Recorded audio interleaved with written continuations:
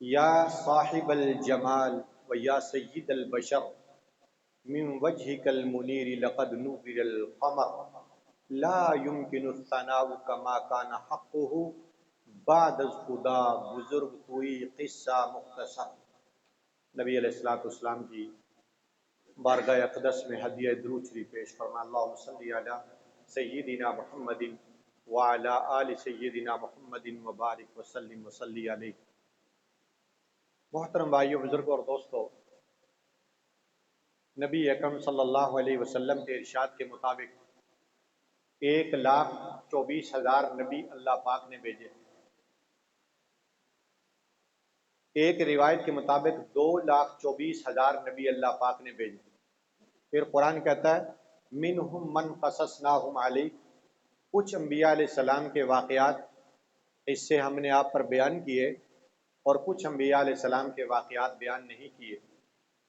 اس لحاظ سے گنتی نہ بھی کی جائے تو سارے وہ انبیاء علیہ السلام جن کو اللہ نے انسانوں کی رہنمائی کے لیے بھیجا، وہ سارے اس کے اندر آ جاتے ہیں۔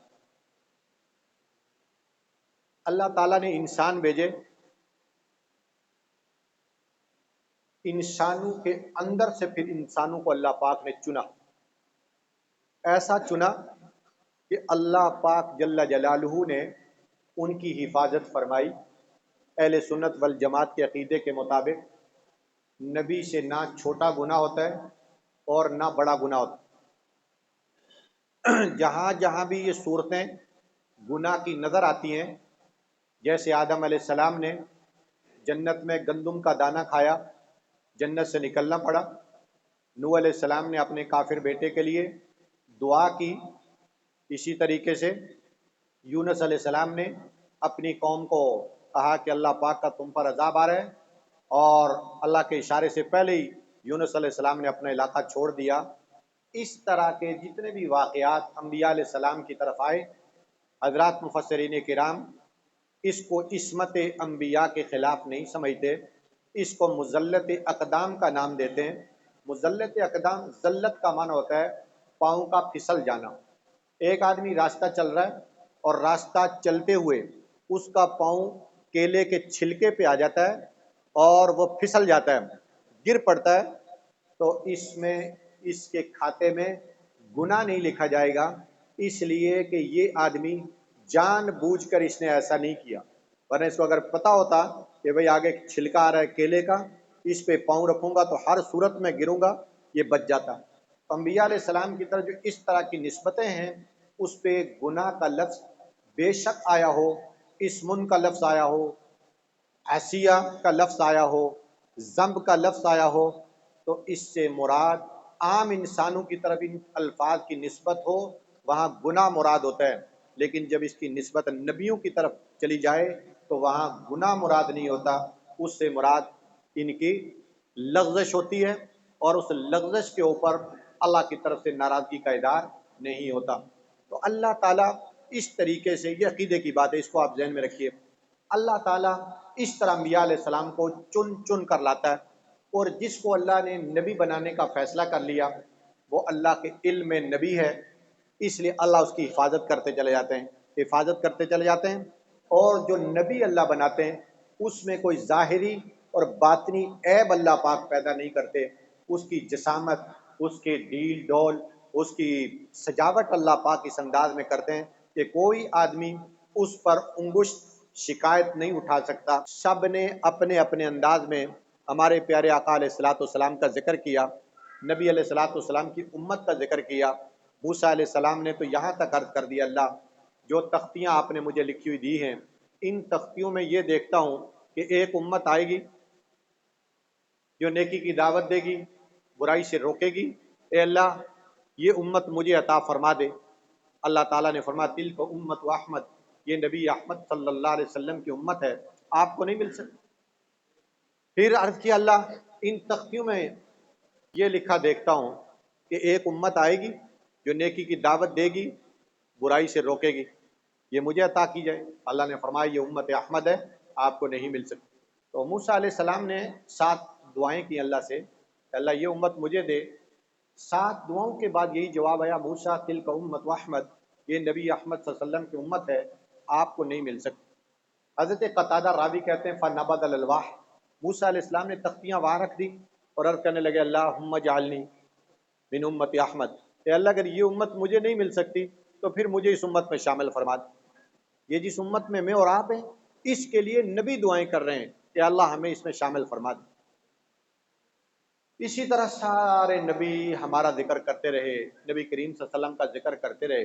बनी इसराइल के सबसे आखिरी नबी ईसा अलैहिस्सलाम, जिनको अल्लाह पाक ने जिंदा बसलामत आसमानों पे उठा लिया, उनके बारे में कुरान हमें बताता है ईसा अलैहिस्सलाम ने अपने लोगों को कहा कि लोगों, मेरे बाद एक नबी आएगा, यअती मिन बादी इस्मुहु अहमद, मेरे बाद एक नबी आएंगे जिनका नाम नामी अहमद होगा। ईसा अलैहिस्सलाम को अल्लाह ने आसमानों पे उठा लिया। उसके बाद कोई 500-550 साल तक कोई नबी ना आया, कोई रसूल ना आया, कोई पैगंबर ना आया, कोई किताब ना आई, कोई सहीफ़ा ना आया। नतीजा ये निकला कि लोग जिस दीन इब्राहीमी पर चल रहे थे उस पर गर्द व गुबार पड़ गई, लोगों के अकीदे ख़राब हो गए, लोगों की आदत बिगड़ना शुरू हो गई। अगर माली लेन देन करते, सूद के ऊपर पैसा देते और उसका सूद वसूल करते थे, किसी को 1000 रुपये दिया, उसके बदले में 1500 रुपये वसूल करते थे। सूदी कारोबार लोग करना शुरू हो गए, रिश्वतों का सिलसिला लोगों ने शुरू कर दिया। जानवर पानी पिलाने के लिए घाट पे ले जाते, एक आदमी का जानवर दूसरे आदमी के जानवर से आगे बढ़कर पानी पी लेता। अब भाई जानवर ने पानी पी आगे बढ़ के, इसके ऊपर जानवर के मालिक को तैश आती थी और इसके ऊपर तलवार नियाम से निकल आती थी, गर्दनों की गर्दनें कट जाती थी, खून बहाया जाता था, मगर उनको सुकून नहीं आता था कि इस आदमी के जानवर ने मेरे जानवर से पहले आगे बढ़ के पानी क्यों पिया। आगे बढ़ाने पे लड़ाई झगड़ा शुरू हो जाता था और कितने इंसान कत्ल हो जाते थे। आज ने मुसद्दस हाली में कहा, कहीं घोड़ा दौड़ाने पे झगड़ा, कहीं पानी पिलाने पे झगड़ा। ये उसी ज़माने जाहलियत की अक्कासी और गमबाजी की है शेख हाली ने। खैर 550 साल में लोगों के अकीदे बिगड़ गए, लोगों का ईमान खराब हो गया। एक जुल्म और सितम का मारा हुआ बाप अपनी बेटी को घर में पैदा होना बर्दाश्त नहीं करता था।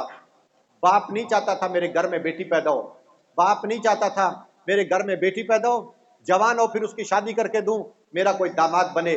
चुनाचे बच्ची पैदा होती तो बाप उसको बहला फुसला कर दूर जंगल में ले जाता था और एक गड़ा खोदता और वो बच्ची पास खड़े होकर अब्बा से बड़ी प्यारी प्यारी मासूमाना तोतली जुबान में बातें करती रहती, मगर बाप उसके लिए गड़ा खोदता रहता। बाप पसीने से शराबूर होता तो बेटी अपने रुमाल से, अपने कपड़े से अब्बा की पेशानी साफ करती थी और तोतली जुबान में बातें करती चली जाती थी। जब गड़ा तैयार हो जाता तो जालिम बाप अपनी बेटी को चुटिया से पकड़ता और जिंदा गड़े में फेंक देता था, ऊपर से मट्टी डेले और पत्थर फेंक कर जिंदा बच्ची को मार देता था। ये क्या था? जब कोई नबी नहीं आया, जब कोई रसूल नहीं आया, तो लोग इस तरह संगदिल बन गए, लोग इस तरह जालिम बन गए। और यहूदियों के अंदर ये आवाज़ लग रही थी, उन्होंने अपनी किताबों में देखा हुआ था एक नबी आएंगे, एक रसूल आएंगे। वो एक दूसरे को डराते धमकाते भी थे कि हम उस नबी के साथ मिलकर तुम्हारा मुकाबला करेंगे। जब नबी करीम सल्लल्लाहु अलैहि वसल्लम मक्का में पैदा हुए, उस रात को अजीब वाक़यात रूनुमा हुए कि एक दरिया था जिसका नाम था दरियाए सावा, वो कभी खुश्क नहीं हुआ। आज की रात में दरियाए सावा खुश्क हो गया। कैसरो किसरा बादशाह, उसके महल के 14 किंगरे गिर गए। अजीब वाकया, आज तक तो ये किंगरे गिरे नहीं, आज ये किंगरे कैसे गिरे? ईरान में एक आतिश कदा जल रहा था।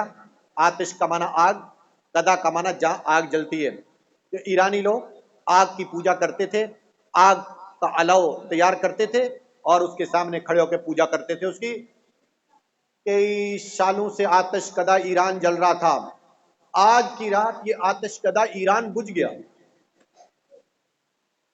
किसी को नहीं पता चला कि ये क्या हुआ, दरिया सावा क्यों खुश्क हो गया, कैसरो किसरा के ऐवान के 14 किंगरे क्यों गिर गए और आतिश कदा ईरान क्यों बुझ गया, किसी को ये पता ना चला।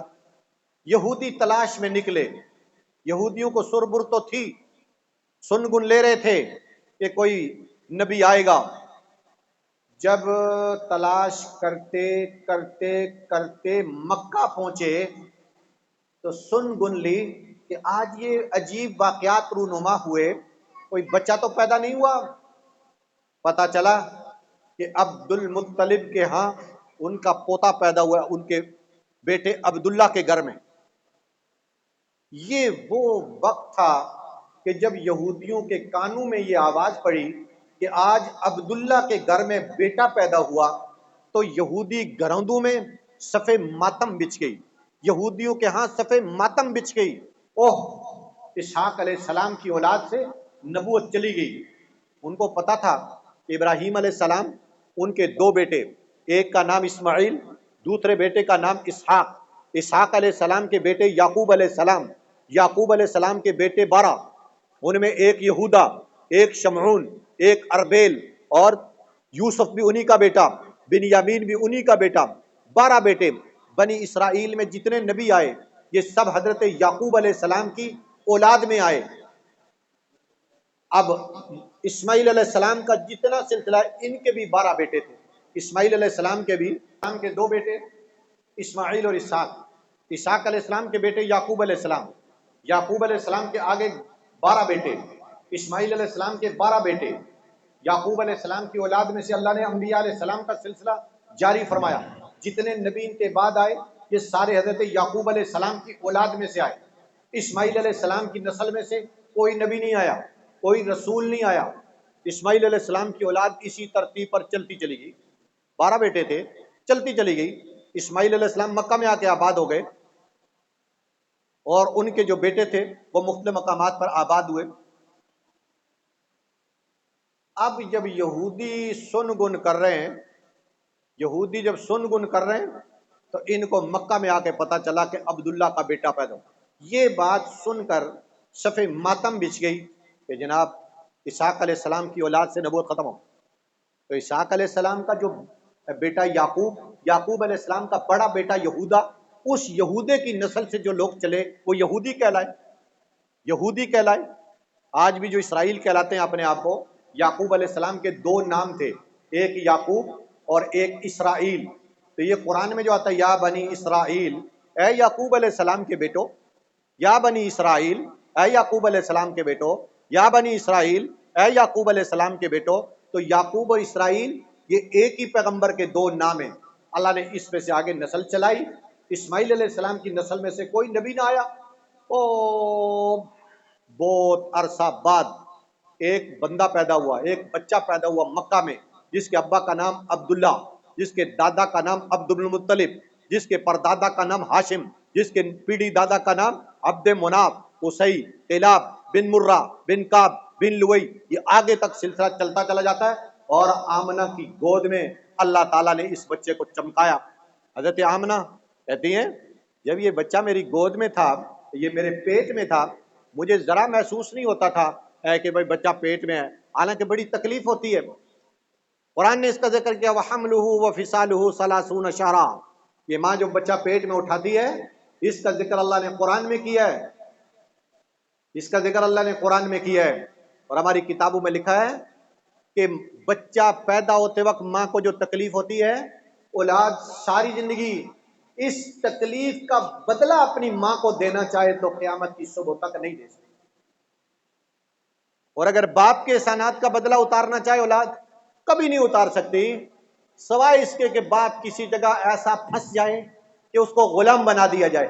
باپ کو غلام بنا دیا گیا، غلامی کی زنجیروں میں جکڑ دیا گیا، اولاد میں سے کوئی اٹھتا ہے اور اپنے باپ کو غلامی کی زنجیریں کاٹ کر آزاد کراتا ہے، تو یہ کسی درجے میں باپ کے احسان کا بدلہ ہو گیا، ورنہ ماں باپ کے احسانات کا بدلہ اولاد قیامت کی صبح تک نہیں دے سکتی۔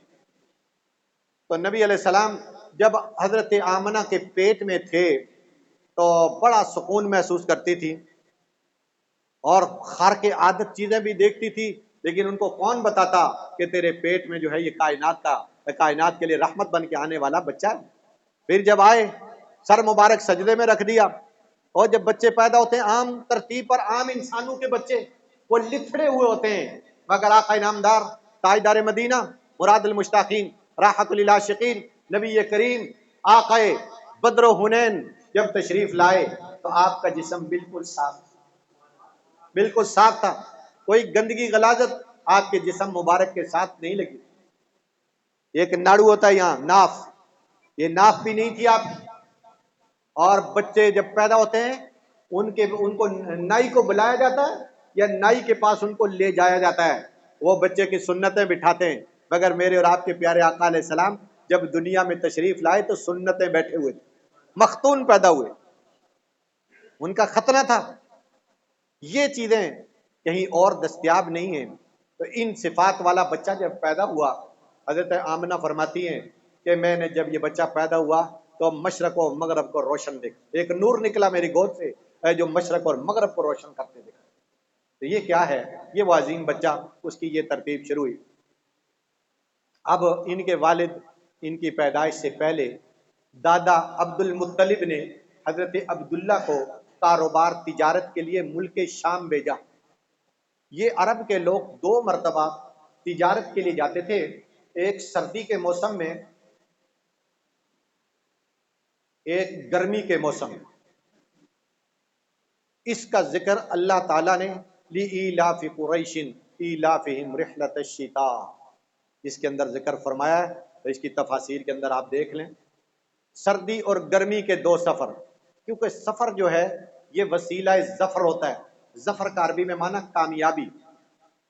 جب انسان سفر کرتا ہے تو سفر کے اندر دعائیں قبول ہوتی ہیں، اور جب تجارت کے لیے سفر کرتا ہے تو اللہ تعالیٰ اس میں برکت عطا فرماتا ہے۔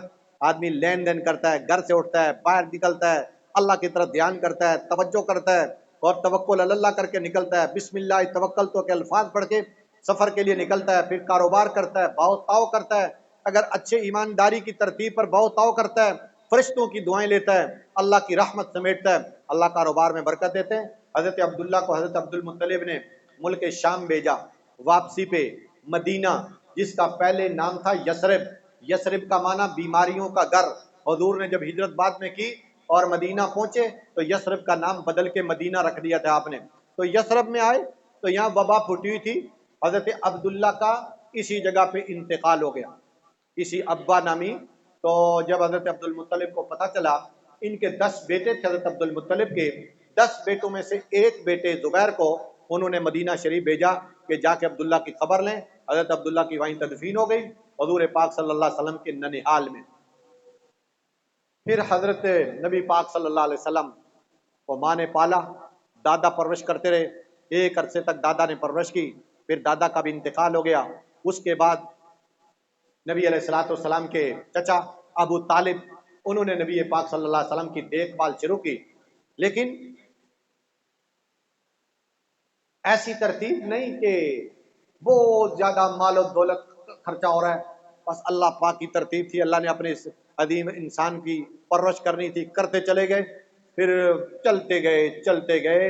نبی علیہ الصلوۃ والسلام کی عمر مبارک جب کوئی 20-22 سال کی ہوئی تو مکہ کی ایک خاتون جس کا نام خدیجہ تھا، یہ کاروباری عورت تھی، یہ کاروبار کرتی تھی اور کسی نہ کسی آدمی کو پیسے دیتی، وہ جا کے ملک شام سے مال لاتا، مال لانے کے بعد مکہ میں بیچتا اور اس کو پرافٹ دے دیتی تھی۔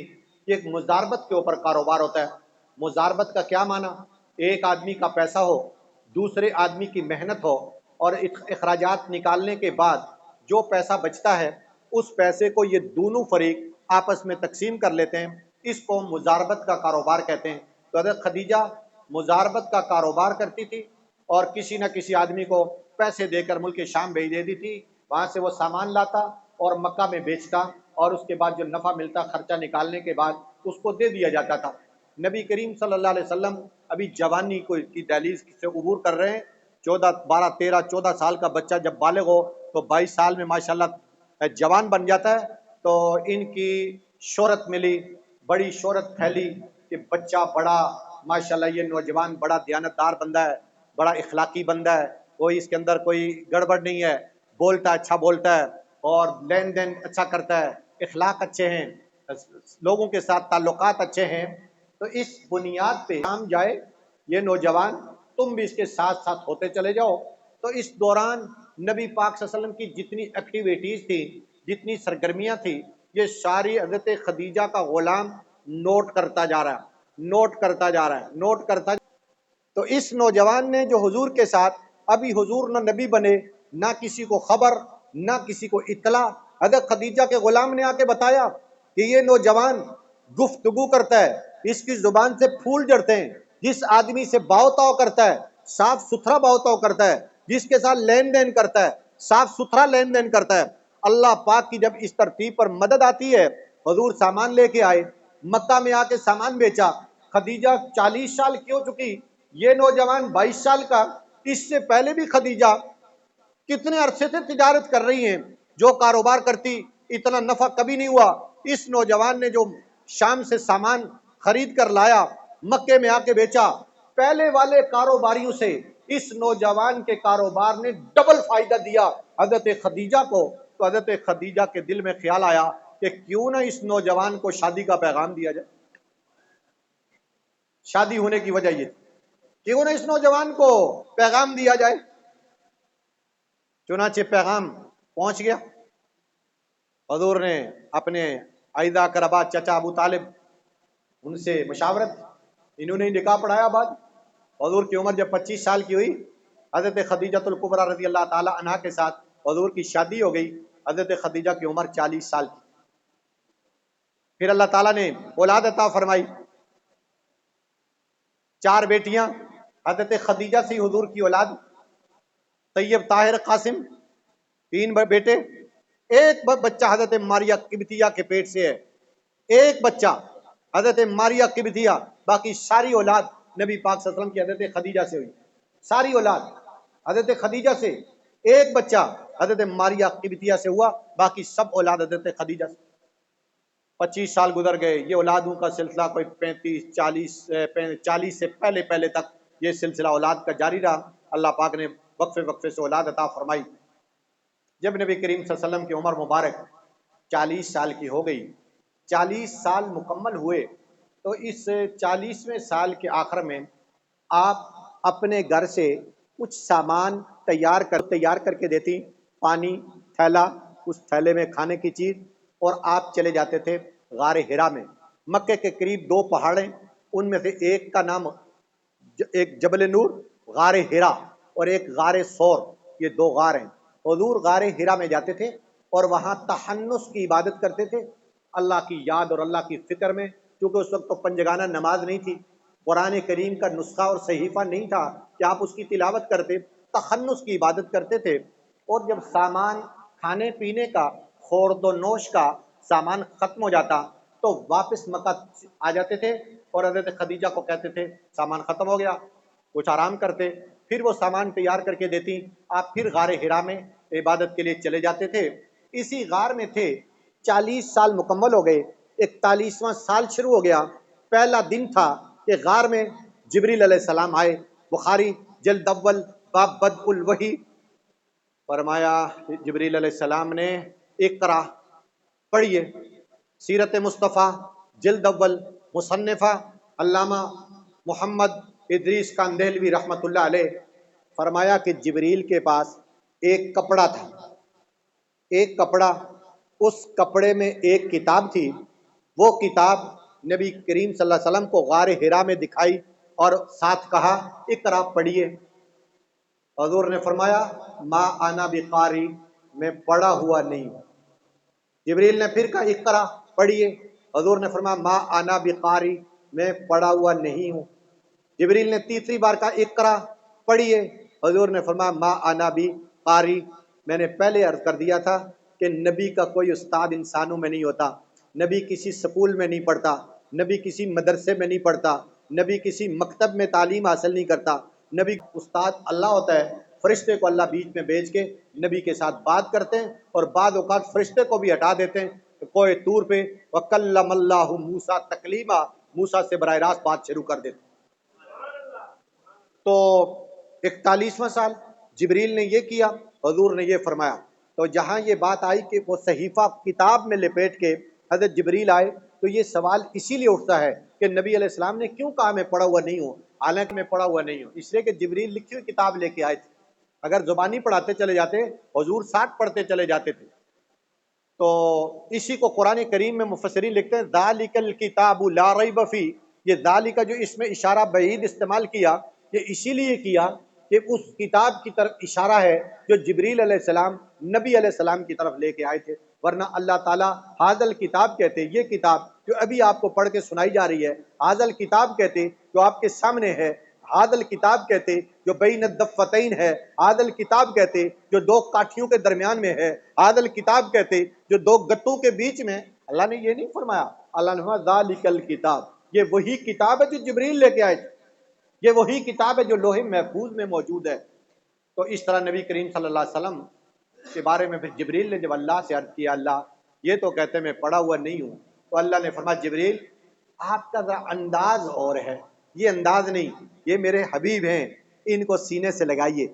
حضور کہتے ہیں فغتنی جبریل، جبریل نے مجھے یوں بھینچ لیا، جب بھی لگائی جبریل نے اور کہا اقرا بسم ربک الذی خلق، خلق الانسان من علق، اقرا وربک الاکرم الذی علم بالقلم علم الانسان ما لم یعلم۔ اس اللہ کا نام لے کے پڑھیے جس نے آپ کو پیدا کیا، جس نے انسان کو ایک پھٹکی سے پیدا کیا، قطرہ ناچیز سے پیدا کیا، انسان کو قلم کے ذریعے سکھایا، اور وہ سکھایا جو انسان نہیں جانتا تھا۔ پھر حضور پڑھتے چلے گئے، پڑھتے چلے گئے، ایسا پھر پڑھتے تھے کہ ایک دفعہ تو جبریل کو کہنا پڑا لا تحرک بہ لسانک لتعجل بہ، آپ جلدی جلدی نہ پڑھیے، جلدی جلدی نہ پڑھیے، لتعجل بہ، لا تحرک بہ لسانک لتعجل بہ۔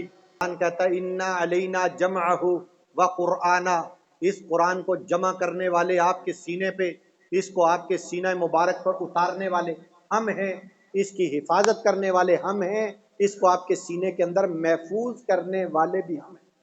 جلدی جلدی نہ پڑھے آپ۔ تو یہ اس ترتیب پر یہ وحی آئی۔ تو حضرت نبی کریم علیہ الصلوۃ والسلام غار حرا سے واپس مکہ میں آئے، حضرت خدیجہ کو کہتے ہیں زملونی زملونی، مجھے کمبل اڑا دیجئے، مجھے بخار محسوس ہو رہا ہے۔ حضرت خدیجہ نے لٹا دیا اور اوپر کمبل مبارک رکھ دیا۔ آپ آرام فرمانے کے بعد جب اٹھے تو سارا واقعہ حضرت خدیجہ کو سنایا۔ پھر حضرت خدیجہ کیا کرتی ہیں؟ حضرت خدیجہ حضور کو تسلی دیتی ہیں، کیونکہ حضور بہت گھبرا گئے تھے، بہت گھبرا گئے تھے۔